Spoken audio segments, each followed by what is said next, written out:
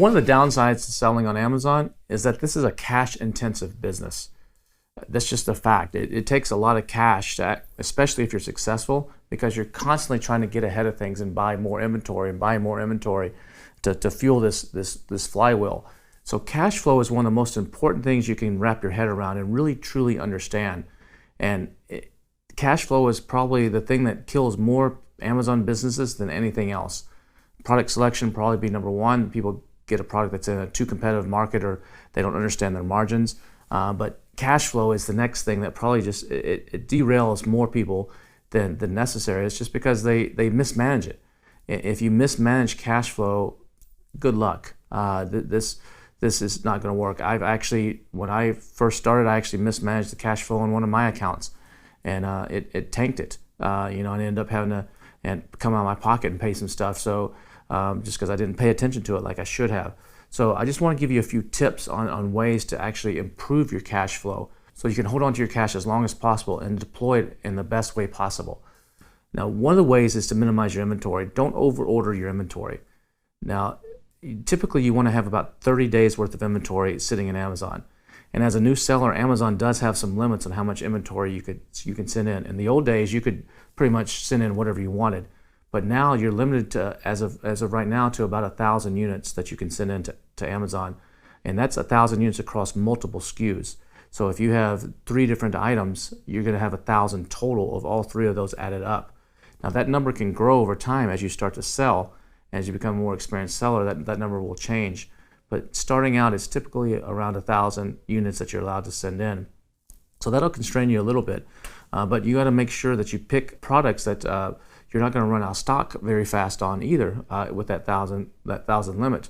But ordering too much inventory can really devastate you. I mean, maybe if you have a hot selling product that's selling, say 50 a day, that's 1,500 a month. That 1,000 limit, you're going to be sending in multiple times a month. And maybe Amazon won't let you send in all 1,500 right away. So you're going to have to stage it at like a 3PL.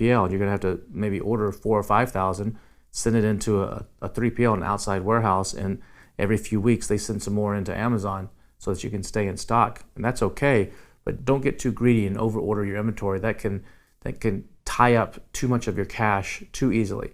But at the same time, you don't want to order too little, because then if you run out of stock, then you're going to be in a situation where you're basically starting over when you come back into stock. Another thing is your MOQs, your minimum order quantities. When you contact the factories, they're going to tell you this is the minimum number you can order to get this certain price. Typically, the more you order, the lower the price goes.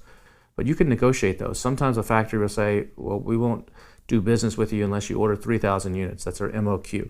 And really, you only need 1,000. So negotiate with them and say, hey, look, I want to grow with you. I want you to be my factory, but I'm just getting started, so I just need 1,000 initially. And maybe they'll charge you a little bit extra for that, and that's okay. But get them to negotiate with that and do that. And if they won't, find a different factory that'll work with you. Another thing you can do is negotiate your payment terms. Typically, you have to put about 30% down when you place an order with a factory, and the other 70% you pay when it's ready to ship. Sometimes you can negotiate that to 20% down and 80% when it ships. In some cases, once you have a relationship with the factory, you can actually get that to 0% down and maybe 100% when it ships, or maybe 0% down and 20% when it ships and 80% when it arrives to the port in Los Angeles, or something like that. Anything you can do along those lines can help you. And now, you may not be able to do that on your very first order, but once you place that first order and you can make some projections and you can show your supplier, here's a projection of what I'm thinking to do for the next year.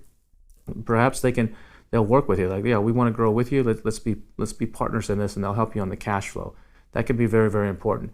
Another thing is you can do to increase your cash flow. The fourth thing you can do is actually increase your price. Sometimes everybody thinks everything is price based on Amazon, but if you've got a good listing with good photos and you've done a good video and you do a good job with your A+ content, sometimes you can raise your price and you can test it. Test raising it $1 or $2 and see how that does. Yes, you might actually sell a little bit less, but you actually might make a little bit more. Sometimes selling less actually makes you more money than selling for a less price and selling more units. So you just do some testing on that and see if that can help you on your cash flow. Another thing you can do is watch your ad spend. That's whether that's on Amazon or whether that's on Facebook. Those things can get out of hand really fast, and so you got to keep a close eye on that. We're going to talk about PPC and also social media advertising in some later modules. But PPC on Amazon, usually you'll hear a word bantered around called ACOS, ACOS. Stands for Advertising Cost of Sale. And that's a number that a lot of people focus on, and they try to get that down as low as possible. And I don't focus on ACOS. I focus on something called TACOS, or put a T in front of it, TACOS, Total Advertising Cost of Sale. And the difference is ACOS is based on just the sales generated from your advertising spend, versus TACOS, you take that same advertising spend and you allocate it against all your sales, including sales that you didn't have to advertise to get. Those are called organic sales that just come naturally in the search. You didn't have to pay to have an ad spot. And that's what I look at. But I like to keep that around 10% over time. When you first launch, that number could be 50 or 100%. But over time, I'd like to get that down to about around 10%. So that's a thing that you got to keep an eye out as well. Also watch your business expenses. Make sure you don't have unnecessary software. There's a lot of software tools out there, a lot of cool little bells and whistles, but Helium 10 has pretty much everything you need. You might need one or two other tools depending on what you're doing, but for the most part, Helium 10 has everything you need. You don't need a Helium 10 and there's some other competitors that are out there. They all do similar things, but Helium 10 actually does more.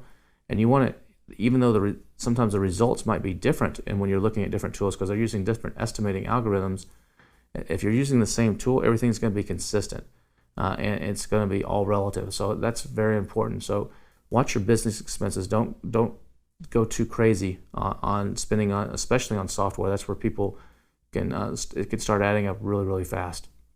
Another thing you can do is try to use other people's money whenever possible. Debt is not always bad. Some debt is not good, but the right kind of debt can be bad. So don't be afraid to go into debt, but it needs to be the right kind of debt. Be careful giving away, doing anything that could affect you personally. Don't take out a second mortgage on your house to do your Amazon business. Not unless you have a proven product that you know is working. Don't do that in the beginning. Don't take on anything that's going to potentially put you at a greater risk. Sometimes giving away equity can be a good thing. If you got a buddy that has some extra cash laying around, say, hey, look, if you invest in my Amazon business, I'll give you 10%. You don't have to do anything. Just invest. Take on an equity partner that's a silent partner. Sometimes that can work, and they just get a reward. You can even make it to where they don't get anything until you sell the company, or something along those lines, or you guarantee to pay them back, and then they get a lower percentage if you pay them back in a faster amount of time. There's all kinds of ways you can negotiate that. Another thing is you can lease assets. So if you are setting up an office for some reason, maybe don't buy your furniture, maybe lease it instead. If you needed a vehicle for some reason, lease that instead, because there's tax advantages oftentimes, and you can write those off. And so leasing sometimes in business can be more advantageous than buying. Another thing is increase your sales. I mean, if you increase your sales by selling more, that's going to affect your cash flow. So that's by doing different promotions. That's by doing different ranking things, focusing on different keywords. Increasing sales can be a great way to increase your cash flow. Another thing that you need to remember is traditional banks really don't like e-commerce businesses. So if you need some cash and you're just at a wit's end and you're like, let me go to my local bank, they're probably not going to do it unless you qualify for like an SBA loan or something like that. And that usually you need to be in a business for a little while to actually get that. They're probably not going to do that. You want to steer clear of any of these merchant cash advance type of people that take really high rates. There are companies out there like Blue Line and On Deck and Lending Tree and even Amazon Lending that will, after a period of time, will actually loan you money. But the Helium 10 has Alta, which is probably one of the best tools that you can use to actually, if you need some cash. Now you're going to have to be in business usually for 6 months before Alta will actually lend you money. Sometimes they'll make an exception at 3 months, but usually it requires 6 months of being in business before they'll actually loan you some money. And then Alta also will allow you to, once you're up and running, if Amazon's paying you every 2 weeks and you need the cash quicker, Alta will do daily advances. And it's a small fee, like a 1-2% fee, but Alta will actually, you can take that money and get it quicker. And so you don't have to wait for that Amazon payday. So that's another thing that can help you sometimes in your cash flow. If you got a big balance built up in your Amazon account and you need to pay your factory, to use Alta, and for a 1 or 2% fee, you'll have that cash usually within 24 hours.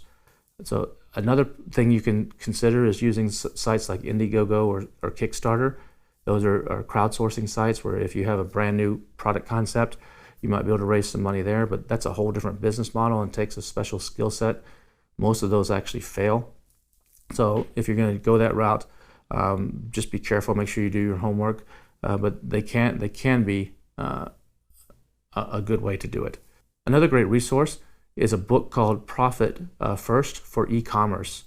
And we have a guest that's going to be coming on in one of the modules and speaking to you about this, but you can go on Amazon and get this book, and it's a really good book that will show you how to organize all your bank accounts, how to organize all your expenses to make sure that you get to take some money out of your business as you grow your business.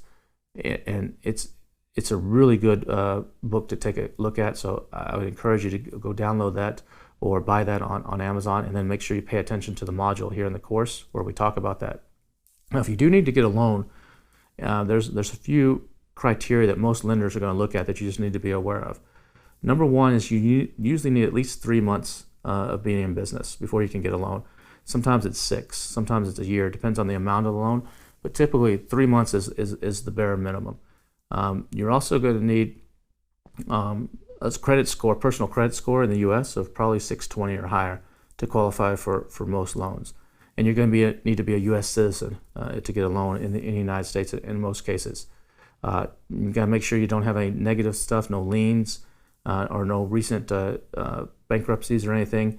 Some of the lenders will look at your average bank balance, so you want to make sure you keep a pretty healthy bank balance, ideally in the 5 or 6 figures in your account. Depending on the amount, if you're going over $125,000 on a loan, they'll probably want a couple years worth of tax returns and additional bank statements.